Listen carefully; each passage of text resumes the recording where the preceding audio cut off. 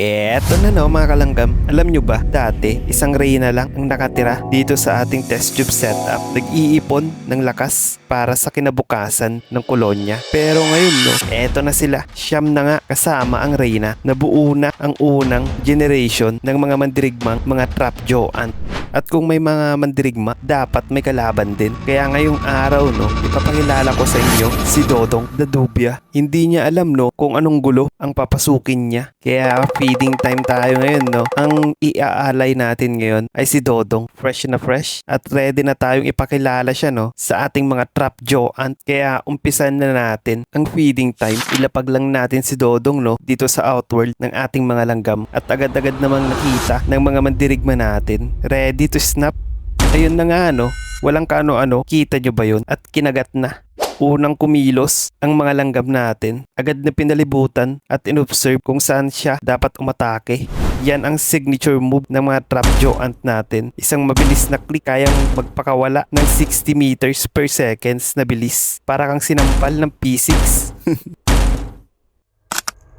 Hindi nila agad kinakain si Dodong no. Pinapalibutan muna nila, tinitignan kung safe at kung patay na talaga. Instinct yan para maiwasan ng panganib. At ayan na nga no, agad nang binipit si Dodong papunta sa kanilang pugad. Kita mo yun kung paano nila hatakin papasok.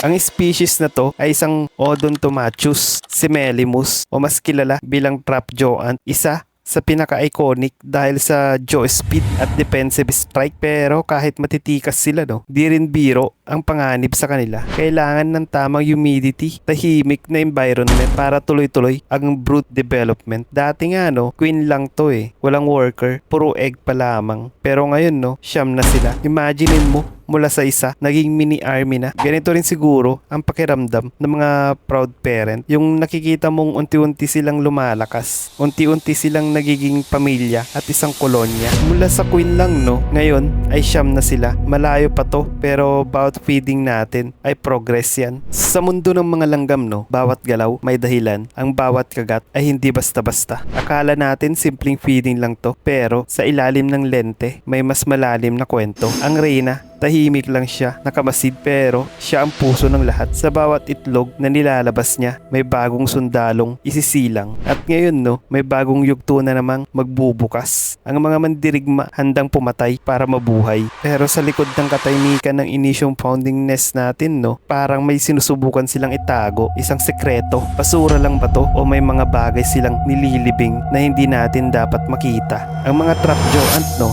tahimik, mabilis, organisado, pero minsan masyado silang perpekto para lang maging isang simpleng insekto. Habang lumalago ang bilang nila no, lumalalim din ang misteryong bumabalot sa maliit na kaharian na to. At sa susunod na feeding natin no, baka hindi lang si Dodong ang magiging biktima. Kaya dito sa Langgam Lens no, ang maliliit na nilalang ay siya ang bida.